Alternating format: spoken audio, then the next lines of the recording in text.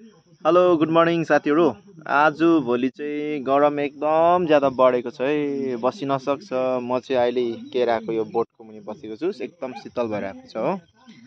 अनि यहाँनिर चाहिँ अब हाम्रोतिर चाहिँ सिक्किमतिर चाहिँ होइन 5 दिनसम्मको हिट वेभ अब त्यो भनेर न्युज आइरहेको थियो हो।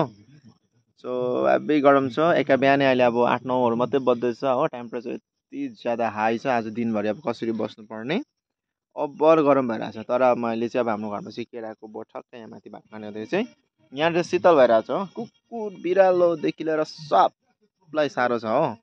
गरम यति बेसी बढ्यो। तपाईँहरूकोतिर कस्तो छ हौ? बहुत गर्मी है इधर होइन, बहुत ज्यादा गर्मी हो र के है।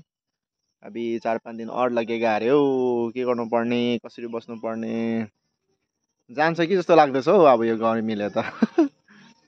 तर उपाय भनेको चाहिँ यही हो, अब यो केराको बोट मुनि बसेको छ, शीतल हुँदो रहेछ। तर अब यो केराको बोट काटिसकेपछि उँभो चाहिँ फेरि छैन, पुरा खुल्ला आकाश। यो चाहिँ हाम्रो यो है के भन्छ काँक्राबारी हो, काँक्राहरू छ।